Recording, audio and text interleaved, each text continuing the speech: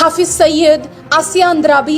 I hope I do not get such bizarre answers, and instead the BJP government has the courage and the guts to respond to 3 of my questions. Are people who speak against the government, they get summons, they get threatened. Our houses, National Conference leaders' houses get demolished. National Conference that is saying that there is corruption.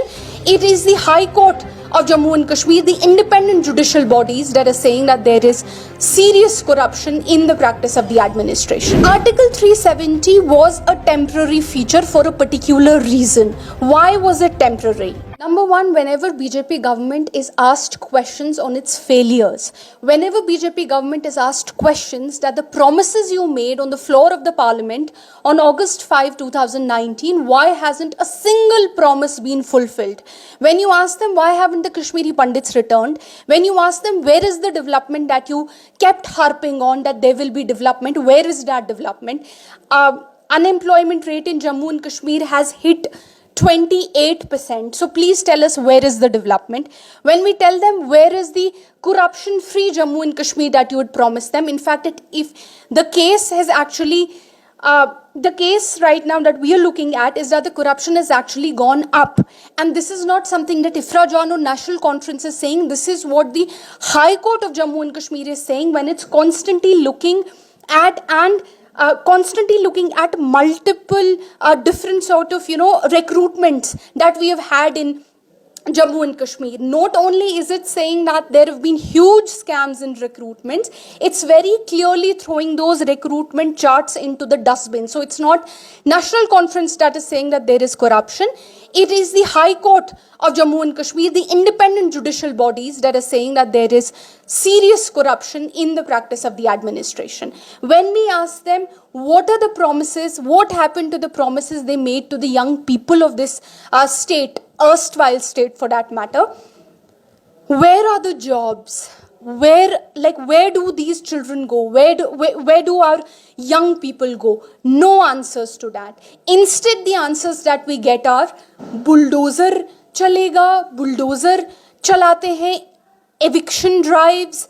I mean, the kind of answers we get from them are bizarre. We get arrested. Our people who speak against the government, they get summons, they get threatened. Our houses, National Conference leaders' houses get demolished.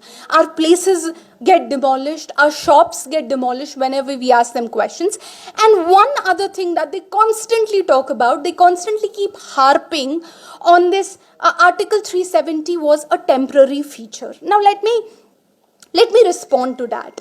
Article 370 was a temporary feature for a particular reason. Why was it temporary? Why was it not a permanent feature? That is something that the BJP government will never tell you. If Article 370 was completely temporary, please tell me why is Article 1, Section 1 of the Article 370 still in force? Except Section 1, all other sections of Article 370 were considered to be null and void. But why is it that Section 1 of Article 370 continues to be there? This is what we are asking to the BJP government. And my third point is, if Article 370 was temporary, are they actually saying that what the Supreme Court of India in State Bank of India versus Santosh Gupta judgment in 2017 said that Article 370 had acquired a permanent feature by being a part of our constitution for so long? It had now acquired a permanent feature and could not be abrogated. Are they saying that the Supreme Court of India in its 2017 judgment is wrong? So these are 3 questions I have for the BJP government. I hope the response to these questions will be a decent argument that this is why we believe that Supreme Court is wrong.